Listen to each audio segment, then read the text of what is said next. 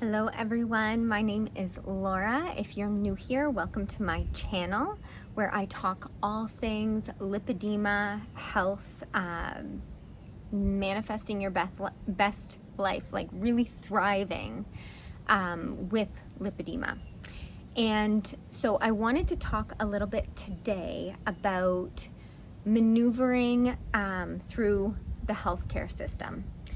And the reason I'm talking about this is a lot of people have asked about how to get a diagnosis or how to talk to their doctor about lipedema. And I'm just going to share how I did it, as well as share some, I want to say, mindset tools when communicating with a healthcare practitioner. So if you have watched some of my videos before, you may already know this, but I had some rapid lipedema growth when I began perimenopause. So I was about 36. And one day I was walking up the stairs. I had gained like 30 pounds without changing anything in my diet or exercise regime. I've always been really active and I've always ate very well. And so my only thought was, my hormones are changing and this is causing some weird growth. But my legs were getting really big and I felt swollen all the time and my knees started to be painful. So I Googled like fat legs, sore knees. Or I might have even said like unexplained fat legs. And I discovered lipedema. And so then I dove into understanding and all of the potential associated things that might go with lipedema. And then I just sort of did a deep dive into learning about lipedema. And as soon as I found it, I knew I had lipedema because I just kind of could check all of the boxes in terms of signs and symptoms, but I had never been able to explain my large legs. And I had doctors as well as like health coaches or fitness people tell me that, it's calories in, calories out. So if I was doing a new routine and had tried it for, had done it, stuck to it for 9 to 12 weeks, they would tell me that I must not be telling the truth about what I was doing. And so I can understand how if you are a woman living with lipedema, it's almost daunting to go to your health care provider and even have a conversation about this because you maybe haven't felt supported in the past. So, like I said, what I did was I did a deep dive, understanding it all. I found the standard of care that was created with a bunch of different doctors in the US. There is not a standard of care in Canada. That's where I am. And I read through it, and it's very thorough with a lot of research. And so I truly sort of understood the standard of care entirely. And so I recommend that you read that as well.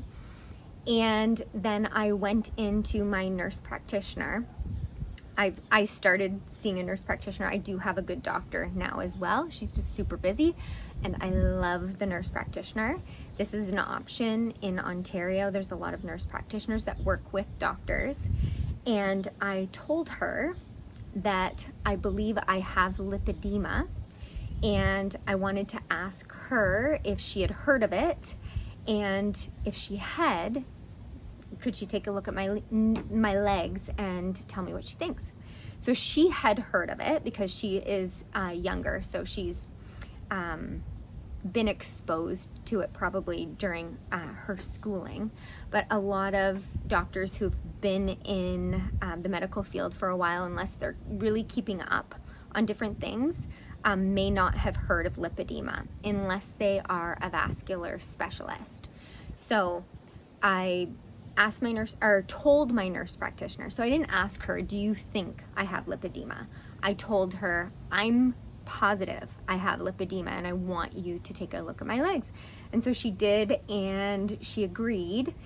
However, she isn't familiar enough to do a diagnosis, so I asked for a referral to a vascular surgeon. And she went ahead and did the referral for me. And it was going to be, I think, like a year before I was going to be able to see a vascular surgeon. And then I had to have a Doppler done in order to be able to see a vascular surgeon. So I knew that I had some varicose veins, but I didn't know actually how bad my veins were. So when I had this Doppler reading, which is like basically a sonogram of your veins, to discover whether or not they are working properly. So you have two, they call them superficial veins, but major ones that go down your legs. So say this is my leg, that go down your legs. And then sometimes when you have what they would call vascular disease, the valve stops working here, and so it doesn't pump them back up. And then this causes your vascular system to begin to branch out, create new veins to try and get the blood back to where it's supposed to be. And so I learned that I had venous insufficiency in both legs, which my nurse practitioner was like, oh, you'll be fine, but I have to do this anyways. And it's funny because when I was about 30, I had went to my doctor and they had given me a referral to a vascular surgeon. And I think that they had referred me to one about an hour away from where I am, because they thought I could get in sooner. And I went to the appointment. It was a man, and I told him that I had varicose veins and there was pain and my legs were itchy, and I told him a bunch of different things. And then he said, okay, let me see your legs. He literally looked at my legs, did not touch my legs. He was in there for probably 30 seconds total. And in that 30 seconds, he was like, you're fine. And then he left. And I was like, interesting. So at that point, when I had shared my experience with my legs and stuff, he didn't even suggest getting a Doppler done of my legs, maybe because of my age. But venous insufficiency is something that many women with lipedema also have. And from the research I've done, they speculate that it actually contributes to lipedema growth, because the idea is that you likely also have leaky veins. And so then this contributes to an overtaxed lymphatic system that just isn't getting all of the fluids and toxins out as quickly as it should, or it's not even able to get rid of all of them. So let me kind of redirect myself back to where I was. So I got a Doppler, found out I had venous insufficiency. So my referral to see the vascular surgeon was a year away. And as I continued to do research, I definitely felt validated just discovering that lipedema existed. And so before I had my diagnosis, I knew I had it. So I didn't really need a diagnosis to begin doing the conservative treatments that are recommended for lipedema. So right away, I started wearing compression. I got a prescription for compression as well. Compression is a bit of a challenge here in Canada. I know that custom-made compression is recommended for women with lipedema as well as flatten it. However, there aren't any specialists that measure for that here. So I just went right to one recommendation that I could order from Amazon. And then once I had the prescription, then I ordered from a couple of compression places. And then I had a very good friend recommend some pairs, and she even sent me some from the UK, because sometimes the material and stuff is different depending on where you live. So I started wearing compression every day, and I was peeing like there was no tomorrow. And this was my body, my lymphatic system working because of the compression. And so one thing you will notice when you start wearing compression is that you will likely pee more, Don't stop drinking water. Continue to drink water because your lymphatic system is working and the compression are working. So I did compression, and then I did a little bit more research, and there's some incredible machines that do like a lymphatic sort of pump massage. I don't have like an extended healthcare plan because I'm an entrepreneur. So everything that's not covered by OHIP here in Canada, you just have to pay out of pocket for it. And so some of the machines that are recommended for women with lipedema are thousands of dollars. So I found one on Amazon that's just a leg pump, and I started to use it, and I began to see a reduction in the size of my legs once I started using that as well. I'm a yoga teacher, so I know a bunch of different poses that are helpful for your lymphatic system. One being legs up the wall, so elevating your legs, and I started elevating my legs for at least 20 minutes a day, or if I was on a couch watching a show or something, I would put my feet up. Movement is definitely really, really good for you. So I continued to drink lots of water, and then I really started to pay attention to in foods that cause inflammation in me, because when I would become inflamed, I would swell, I would retain more water, and then I would feel more pain. And I had always known that to steer clear of gluten, so I continued to steer clear of that. And then I really started to pay attention to everything that I ate. And if I didn't feel good after eating something, then I would abstain from eating too much of it. So for example, some of the things that I don't eat too much of are wheat, sugar, I wouldn't say all dairy, but I don't eat a ton of dairy anymore. Some oats and stuff I kind of steer clear of, but I did not restrict these things, because a lot of women with lipedema, you may be one of them, have at one point or another experienced some disordered eating patterns. And so I knew for myself and my mindset that restricting or completely cutting out things would not be helpful for me, because then it would make my mind focus on the thing and then want the thing. So I limit gluten, sugar, alcohol, some oats and stuff, but I do not prevent myself from having them if I would like to. So yes, I recommend that you also do that. So get curious about what foods nourish you, make you feel good, and what foods don't. Okay, so I did the compression, I did the pump, I watched the food that I ate, I did legs up the wall, and then I got a vibration plate that I started using for like 10 minutes every day. And what is said to, how that is said to help is it's supposed to help to release some of the lymph fluid. There are some hypotheses that women with lipedema have like a thick gel-like lymphatic fluid. Regardless, I knew that my lymphatic system needed all the support that it could get. So I also got myself a vibration plate and started using it daily. And yeah, so all of these things are things that I began to do once I discovered that I had lipedema. And this is all before a diagnosis. So the other thing, I mentioned that it was around 36 when I started to approach perimenopause that I had a rapid weight gain that was sort of unexplainable. I knew intuitively it was connected to a surge in hormones. And so I wanted to kind of figure out my hormones. I tried a whole bunch of natural stuff, and maybe I just hadn't tried the right stuff. But what I had come to hypothesize was that I had a diminished amount of progesterone and a high amount of estrogen. And so I wanted a referral to see someone who was an expert in this. So I had gotten a referral to an OBGYN, but it was also going to be about a year's wait. And I think my nurse practitioner and my doctor were talking, and my doctor said, I think we can make a referral to a fertility clinic.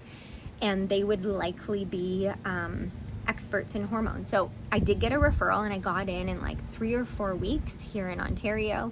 I went in, I took the US standard of care for lipedema.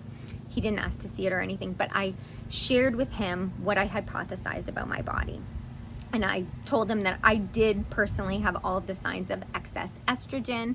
And then I also shared with him that sometimes when you have lipedema, testing your hormones won't give an accurate result, because when you have a surge of estrogen in your system, you will grow more lipedema fat. And how that happens is that regular fat engulfs that extra estrogen and then encases it, and so once a test is run, it no longer can detect that estrogen, because your body is essentially protected from it by the lipedema fat and the encasement of the estrogen. So I shared that with him, and I shared the hypothesis, and I said there must be some sort of like progesterone supplement that I could take to support my body in balancing out my hormones. And he was very lovely, did a little bit of research himself, and then said, let's give it a try. But I want to tell you all something. When speaking with your doctors, if you know something about yourself, even if it's intuitive, share that you know this about yourself. Because what I hear from a lot of other women is they're asking a question like, do you think maybe I have excess estrogen or whatever, for example? And then a doctor might just think no. Right? And so, or they might even do a test and be like, no, you don't. And so, especially if you were someone with lipedema, it is important to, one, get curious yourself and do some research, but also go in with confidence. When you feel like you know something, share it as if you know it, rather than posing what you know as a question. Because I do find that a lot of people will do that when they're speaking with a healthcare provider, often because you almost feel subordinate to someone who maybe you revere as someone being in a position of power, or as if they should know more about you than you do. But the truth is a really good healthcare provider will ask you questions and will trust that what you tell them is true.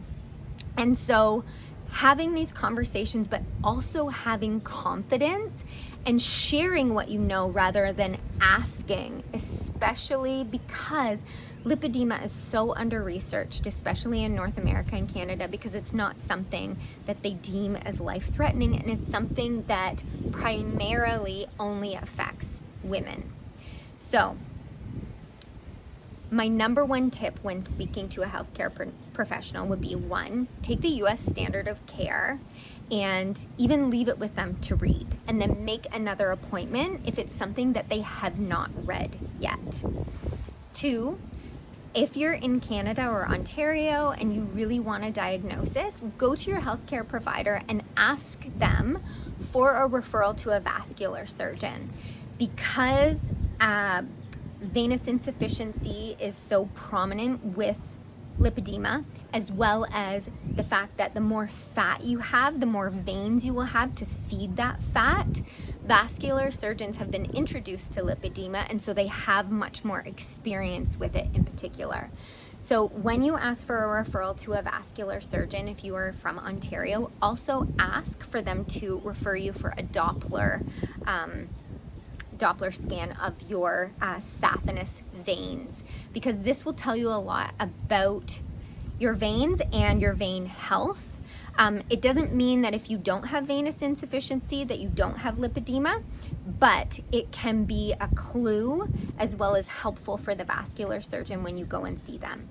When you see the vascular surgeon, also take the US standard of care, as well as, write out the signs and symptoms of things that you do have in advance, so that you can check it when you're in a conversation with them. Because sometimes when you're in a situation where you might feel heightened stress or a little bit nervous, you will often forget to say things that you know to be true, right? Or forget to ask questions, or forget some of the symptoms that you do experience that are directly related to lipedema. So, okay, I'm gonna end it here because this is 20 minutes. I hope that this has been helpful. So in terms of when you are seeing a healthcare provider, be confident. Share what you know, and don't ask questions about things you're already very positive to be true. Take that US standard of care with you, if you're Canadian or American, or even if you're from another country, as well as write out all of the signs and symptoms, and if there's any hormonal changes that you've had, any changes in your weight, and start wearing compressions, start treating your body with conservative measures as soon as you have the slightest hunch that you do have lipedema.